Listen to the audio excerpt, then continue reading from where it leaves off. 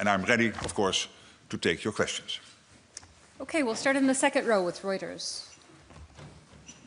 Thank you very much, Lily from Reuters. In the NATO strategic concept, the Allies agreed a few years ago that the Russian Federation is the most significant and direct threat to Allies' security and to peace and stability in the Euro-Atlantic area. Based on your discussions today, do you believe that all allies, including the United States, still share this assessment that Russia is the most significant threat to the alliance? And what role will NATO have in future discussions, if they take place, over the European security architecture? Thank you. Well, on the first question, there's no reason to debate the outcome of the strategic concept. It's there, it stays there, and what I hear from all allies is that they're completely committed to that thinking and also making sure that we implement all the measures consistently with that notion and that strategy. To the second question, that has to do, of course, with the peace process. As I said yesterday, when it comes to NATO, if anything about NATO would be discussed as part of the peace process, that will be dealt separately, so no news on that. All right, going here to the third row, Ansa. Hello. Hi. Secretary General Mattia Bagnoli, ANSA, the National Italian News Agency. The Kremlin essentially said no to the latest US proposal, or at least this is what we read in the press. But I mean, we've been there before. It seems like Groundhog Day. Do you agree that with those that who think that this is basically some sort of a psyop operation from the Kremlin to derail the US sanctions and the EU plan on the frozen assets, so kicking the can down the road? And secondly, the Finnish President Alexander Stubb said in an interview that the conditions for a just peace in Ukraine are unlikely to be met. And do you share that assessment? Well, again, as I said a number of times, there is only one person in the whole world who was able to break the deadlock when it comes to war in Ukraine, and that is the American President Donald J. Trump, and he did. He started in February to get engaged, and he is engaged up to and including today. And his team is engaged, including Steve Witkoff, Marco Rubio, and all the key players on the American side. And that's crucial, because in the end, US is by far the biggest ally in NATO and the strongest nation on earth. And it's really up to them first to break that deadlock and then make sure that others follow. But getting this peace done, as also the American president has said, is not something in a straight line in one go. You need proposals on the table, you need to have discussions, and we have seen the meetings in Geneva, in Miami, now yesterday in Moscow. It will be a step-by-step approach. The last thing I want to do is to basically make it more difficult to get to a deal by commenting on every in-between step. I can assure you that NATO here, the headquarters, myself, my team, is closely coordinating with the White House, with State Department, with all the relevant players on the American side to be of maximum help in this process, because we find it crucial. And we all agree that in the end what you need is a sovereign Ukraine which knows that we have in place the necessary so-called security guarantees by which Russia will, after a hopeful peace deal or a long-term ceasefire, will never again try to attack Ukraine, because then they know the reaction will be devastating. That's what we are aiming for. Okay, we'll come to the center here, the Finnish public broadcaster. Thank you, Richard Hosu, Finnish YLE. How significant are the new pledges to Pearl in your opinion, and how do you respond to the criticism in some foremost northern member state regarding the burden sharing in general in terms of supporting Ukraine? And what's your message to the countries who have not yet made pledges to Pearl? Thank you. Yes, the number of countries not yet having made pledges to Pearl is really limited. As I said, over two-thirds of allies have now made pledges. We know that one or two, it's cooking at the moment in the government circles, and we have reason to believe there will be a positive outcome. So it's only a handful of nations now, a little over a handful, not having yet committed to the program. So that's the good news. I also understand the northern allies and others like the Netherlands or Canada or Germany saying, hey, listen guys, we need to spread the burden fairly. We need burden sharing here. But the fact that also today, I think it is in total 6 countries, maybe even 7, depending on some final decisions in their capital, have committed to the Pearl program, is also testimony that we are getting there. And that the burden sharing is now in a much better place than it was only, let's say, 4 or 6 weeks ago. And the fact that now even New Zealand and Australia, and they are not in NATO, they are close NATO partners through the Indo-Pacific for cooperation, but they are not in NATO, that they have also now committed to the program is really great news. And it gives us the sustained flow of weapons into Ukraine from essential US stockpiles, and it's also a signal to Vladimir Vladimirovich Putin, we are not going anywhere. We are here to stay. We are here to make sure that Ukraine has what it needs going forward. And in itself, that's also putting pressure on the Russians, because they know, losing 20,000 of their soldiers a month now in Ukraine, that we will keep on supporting Ukraine going forward. All right, let's see, Euro News in the 4th row towards the center. Thank you, Shona Murray from Euronews. Can you tell us a little bit about the conversations in the room, or the consensus, whether there was one, in relation to the use of immobilised Russian state assets? Obviously, we know there's the announcement from the Commission today. There's some countries there that have assets, like France, the UK, Canada, aside from Belgium, and the US had obviously had plans initially to use them. So tell us a little bit about the conversations and whether you think there should be a reparations loan using them. Thanks. Well, this is clearly something which is primarily, of course, playing out at the level of the European Union, and the European Union in close conjunction with the UK, US and others.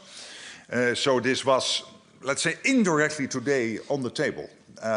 Because when we look at Ukraine for next year, if the reparations loan slash defreezing the assets or making the assets mobilized, whatever the exact phrase is we are using, if that is not happening, then it is absolutely clear that we need to get the money in another way.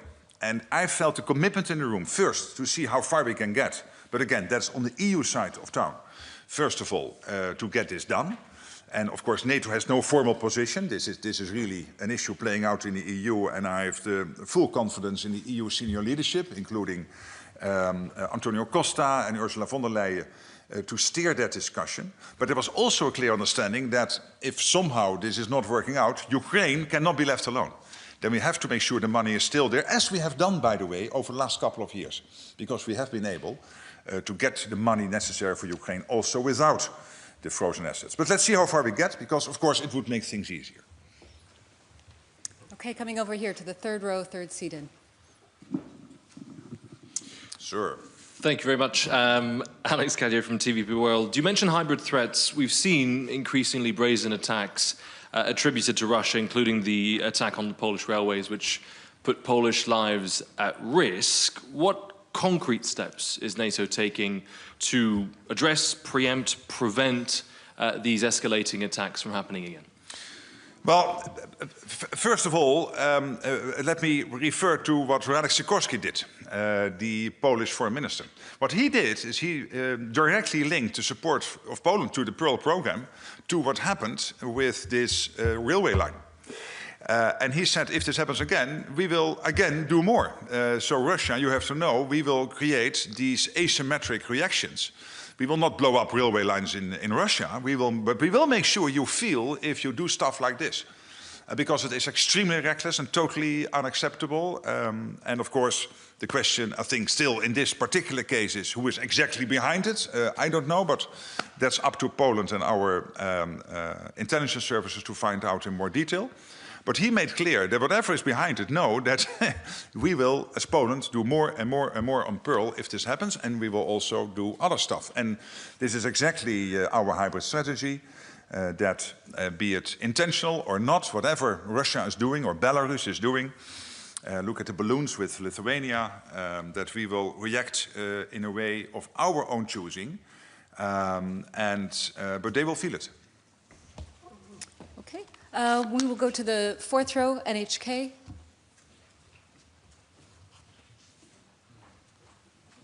Satya from NHK, the public TV station of Japan. Thank you. Hello. Thank you. I'd like to ask about the annual report on China that has been endorsed today by the ministers, I believe. Could you share with us what new concerns were raised by the allies? What you see in the debate about China for some time now in NATO, and today was, I think, also testimony of that, is that we see China closely working together with Russia, North Korea and Iran when it comes to enabling Russia's war effort in Ukraine. China can be seen as one of the key enablers, maybe even the key enabler of Russia when it comes to the war effort in Ukraine, by sanction circumvention, by dual-use goods deliveries, and also by other means. At the same time, we see China rapidly building up its own armed forces with a lack of transparency. There's a total lack of transparency. And what we do know, is that even with the lack of transparency, is that they will get to 1,000 nuclear warheads by the end of the decade, that they have now more Navy ships sailing than the United States. They have, of course, a big shipbuilding industry. They have, anyway, a largely huge developed defense industrial base. We have some of the biggest defense industrial companies in the world now are from China. 5 to 10 years ago, you would find none. Now you find a couple in the top 10. So this is all evidence that we cannot be naive. And we know they're thinking about Taiwan. And we also have the absolute conviction that if China would ever move against Taiwan, that first Xi Jinping will call Vladimir Putin and ask him to keep us busy in this part of the world. So these theaters, the Indo-Pacific and the Euro-Atlantic, are more and more interconnected. So this is the type of debate on which we build on today.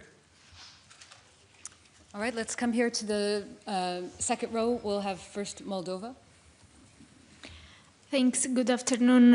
Yulia Sarvan, Journal TV, Republic of Moldova. Mr. Secretary General, the airspace of the Republic of Moldova was repeatedly violated by Russian drones, and the risk is very high right now for the citizens. Are there any concrete measures that allies can take in order to protect our airspace? And the second question would be, recently Kaja Kallas stated that the withdrawal of the Russian troops from the Transnistrian region should be part of the discussion in the negotiations of peace. I wonder whether you share this opinion. Do you think this could be a threat for Ukraine in the future? And yeah, what do you think about this? Thanks. Yes, on the second question, that has again to do with the peace process which the US is currently leading. And as I said, we are closely coordinating with the United States and of course also with other NATO allies to make sure we are aligned to the maximum extent when it comes to the peace process, all very much basically commending the fact that the US is doing this and that the American president has taken that initiative and feels the responsibility as being the biggest nation on earth to get this terrible war to a conclusion. But again, I'm really reluctant to discuss all kinds of specific elements, because me doing that in an official press conference would add complexity to the peace talks.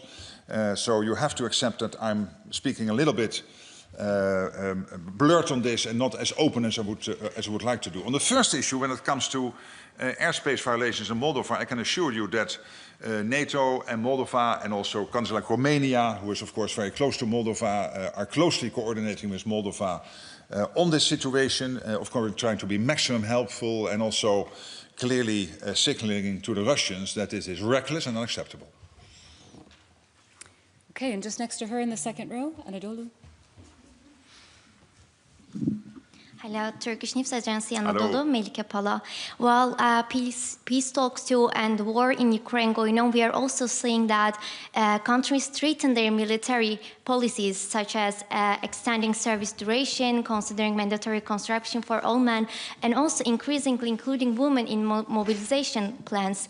Some European countries have already revised actually their laws to include women in conscription or pre-mobilization training, and others are signaling similar intention. So I wonder, how do you see this trend?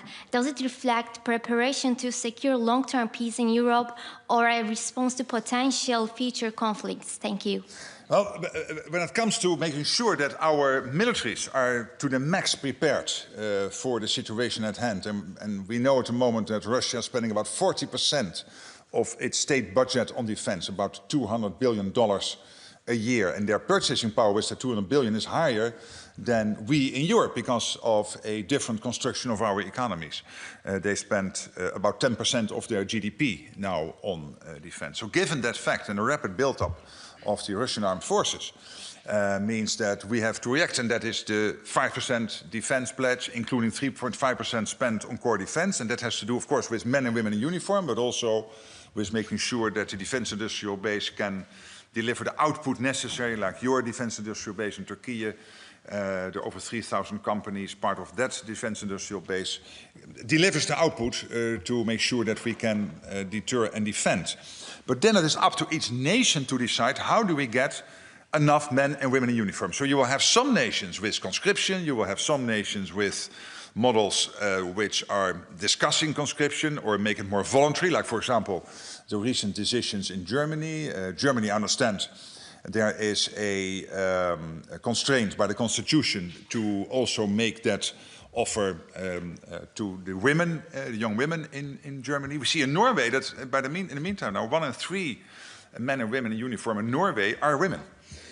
So this is rapidly building up. But in the end, it's up to each nation. What we will look at consistently is our nations delivering what they promised to do when it comes to interoperability, command and control, and when it comes to your specific question, the capability targets, including the size of the armed forces and the industrial output. And of course the money spent on that. But then those specific decisions are up to each country. Okay, we have time for a few more. We'll go to the 4th row on the aisle. Union, Ukraine, Dmytro Klitschko. Let's imagine the negotiations break down, both sides continue fighting, and USA stops supplying weapons to Ukraine even for money. Do you have a plan B for this? Thank you. Well, I do not. No, I don't think that plan B we have to think about. Because the US is very consistent in its support for Ukraine, like all NATO allies are very consistent. Of course, what the US told us is we want to supply Ukraine with the necessary weapons, both lethal and non-lethal, but we expect Europeans and Canadians to step up when it comes to the paying for it, and that's this Pearl program, where the US is delivering the necessary weapons, including the air defense systems and the PAC-3 missiles for the Patriot systems, but also for the other air defense systems, and all the other stuff and all the military gear you need to stay as strong as possible in the fight, paid for by European and Canadian allies. That is the big program which started in July, and at the moment already 4 billion, and I think by the end of the year 5 billion of that supply will have been delivered to Ukraine, critical material. But I have no reason to think that we have to prepare for those eventualities. Okay, 3rd row in the center here.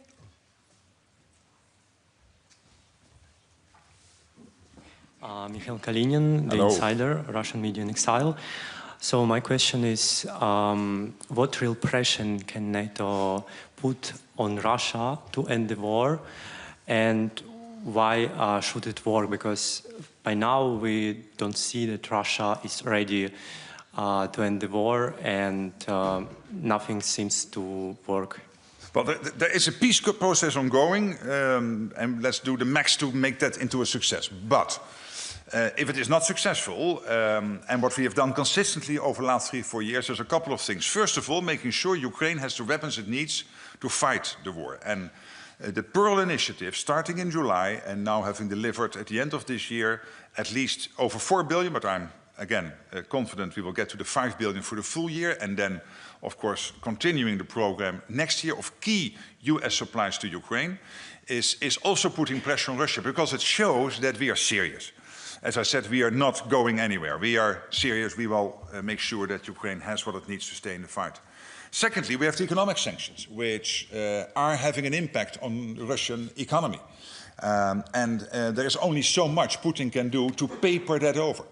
To a certain extent, with some sovereign assets and whatever he has, he can try to give the impression to the Russian people that all is fine. But we know that increasingly it is hollowing out. And he is getting to the end of the line when it comes to these ways of covering up for the huge economic impact of the sanctions. Thirdly, what we are doing is indeed, when it comes to the shadow fleet, for example, increasingly taking action to make sure that we make it more difficult for the shadow fleet to sail.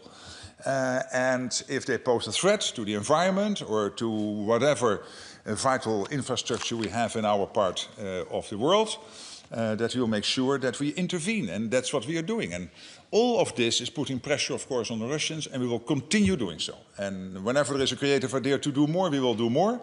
But I feel all allies really being extremely motivated to get this done. And just next to him in the third row here. Hi, Alexei Minchonik, Belarusian independent media outlet Zerkalo. Relations between the United States and Belarus are going to improve. Now Washington has a special envoy for Belarus. In your opinion, shouldn't NATO also improve relations with Belarus? Could this help to separate the country from Russia? Well, I commend the American initiatives to see how that relationship can be improved, and I'm in contact with the special envoy, who is a specialist on this, who is doing great work, who is also working on getting some of the people freed who are still in Belarusian custody. So all of this is positive. And of course, if other nations could help, we will. But at the moment, I think it is really important that the US is taking this initiative. Okay, and final question, we'll go over here to Deutsche Welle. Ksenia Polska, Deutsche Welle for Ukrainian and Russian service. Thank you very much for the floor. So you talked about what is already being done to put pressure on Russia, but I would like to know, you are familiar with the matter of the talks. I know you don't want to talk about the details very much, but do you know whether the Russian position, thanks to your American counterparts, has moved a tiny bit closer to the Ukrainian position within these days, thanks to all these measures that are being taken? And also, what should the next steps by NATO and the European Union, the allies and partners, be to actually make sure that at some point, and we hope sometime soon, both Russia and Ukraine sit at the table? To your first question, I survived 14 years of Dutch media, and they're really tough. So I recognize the sort of question you ask, and I really respect it. But I will not get into it, because it still would get me into commenting on a process which I think benefits from me not commenting on it. So I will not do that. When it comes to the second question, we have to continue the pressure on Russia, because we do not know whether the peace process will eventually lead to a successful outcome. If so, we all pray for it. That will be fantastic, in a way where Ukraine is going forward as a sovereign nation, where Ukraine will be able to defend itself by its own armed forces, by credible security guarantees, so that other than what happened after the Minsk agreement, Russia will not try again post such a potential peace agreement. And that means continuing the flow of weapons, continuing the economic pressure, and therefore changing the calculus of President Putin for him to understand that there is no way out, that eventually he will have to compromise, be it now, hopefully, and if not, in the near future. Thank you. Thank you all so much, and have a good afternoon. Have a great afternoon. Thank you.